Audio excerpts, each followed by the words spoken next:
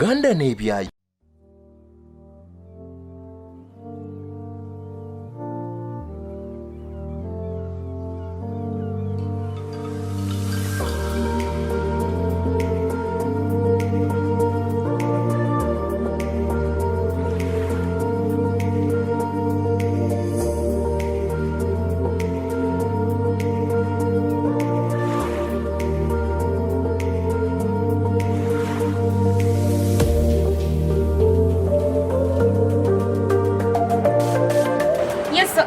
You're having a beautiful Sunday wherever you're watching this show right now. My name is Namale Agnes. This is Uganda Railway, where we take you through the part of Africa, Uganda, from border to border, from park to park, from wherever. I am your host, so let me take you around Uganda. Today we visit the Railway Museum in Jinja. I'm forgetting where I am, what is happening. So I'm in Jinja right now and we are visiting the Railway Museum. We're going to be learning a lot what history follows this place, who made all these trains, are they working right now, what happened, when did everything come about. I am excited to find out that right now, but follow us.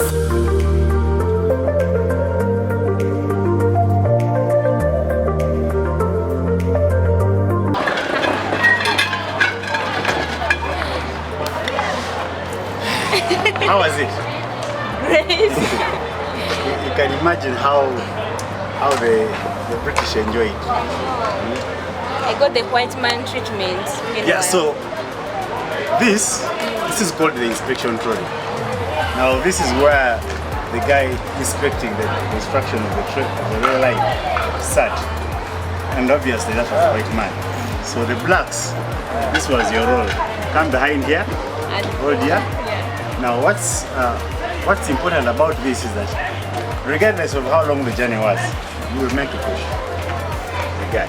So you know the line started from, we have Tororo, we have Soroti, we have Jinja, we have Namasagali, across the country. So if the guy was inspecting the journey from Jinja to Namasagali, that is in Kamuli, or from Jinja to Tororo, and he asked you to lead with him to push, you had to do that.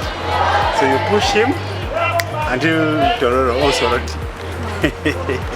That is how crazy the construction of the rail line was. It was quite a tiresome thing, and obviously so many people died. The Uganda Railway Museum is located along the Jinja-Uganda Highway at the railway station in Jinja City. Constructed in 1928, Jinja Railway Station is one of Jinja's oldest historical buildings. The Railway Museum contains artifacts from the days before the railways in Uganda, the life during the early days of railway development, the era of colonial expansion, and the railways after independence. Of course, this is furnished. It was furnished. Right behind there, if you can follow me, you realize that we have. So these are different cabins. This is a cabin, what you call maybe the VIP cabin over here. So, like I said, this is improved. This is furnished. What was in here before is different from this. This is an improved version of an impression to show you what it used to be. But you can imagine you'll be here, you want to sit privately, read your books, or if you're traveling on this coach. Then the other side is like the common area. That's where everybody else is gonna sit. But I also surprise you, this coach has a kitchen. So when these guys were traveling, there was someone preparing food for them. There's a sink over here. The gas, the cylinders will be here, the hot plate here. And you can keep your cutlery right there. So it's a whole, you can turn this into a house. Make it into a house. I should buy myself a train instead of building. And you also realize that we have, that's the shower room, and then this is toilet. So there used to be like a bowel where you sit. Obviously this goes straight out. So after the bowel there is water, it flushes, and then everything else goes out on the train. Like you're moving and your stuff down, is going down. Down, yes. Wow. And just Back in the days, Uganda's railways played a fundamental role in the economic, colonial and post-colonial development of the country in terms of bringing communities together, allowing access to education and other facilities, and cementing national consciousness. Back in the time, this was interconnected to the light system there. Same way we have the street lights that stop the traffic lights. So this was the same thing. So one of them pulled on the light to light blue. The other one was to pull the light to light red. So red is ideally for danger, like it meant stop or do not move. Then blue is you can proceed, you can come through. So you see the line has different phases.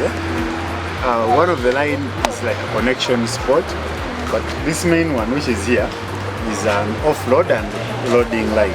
So people load from here, proceeds all out to like Port, Kampala and all that.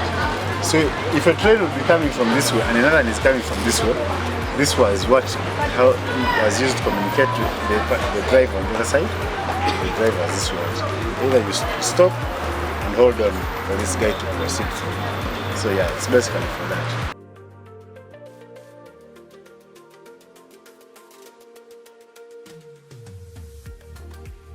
The introduction of the railways in Uganda followed the August 1895 bill in the British Parliament authorizing the construction of a railway from Mombasa to the shores of Lake Victoria. This marked the beginning of the Uganda Railway, which eventually expanded all the way to Pakwach in the north and Kasese in the west.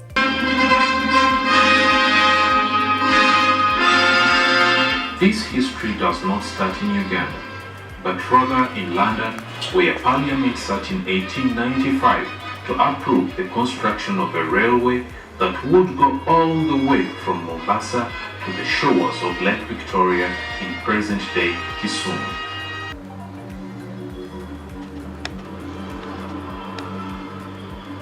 While the class depended on the amount of money you were prepared to pay, the poor were overwhelmingly African and traveled in third class. The British and other foreigners traveled first class, but in all the towns served by the railways, the station became an important center of economic activity. The discrepancy in jobs led to many conflicts in the railways, especially as independence approached. In 1959, there was a strike and white employees had to take on the tasks normally carried out by Africans to keep the railways and ships going. For many years, however, Uganda railways have been unused or underused, with historical artifacts such as equipment, engines and carriages, and buildings such as stations and workers' cottages falling into disrepair. The enormous contribution of railways to Uganda's history cannot go uncelebrated and memories kept alive.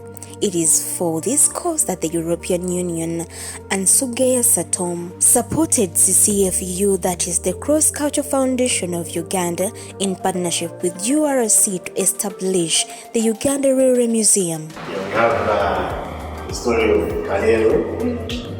How it came to be Kalelo. I've always wondered why that name.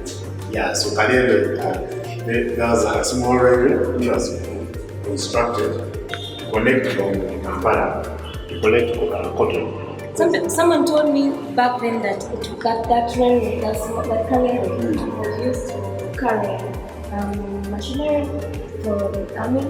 Yeah, it was also, of course, it did carry machinery, because it is a train carries lots of heavy things easily. Yeah, but the most important thing was maybe to connect to bring the cotton, because cotton is what was grown so much in the area.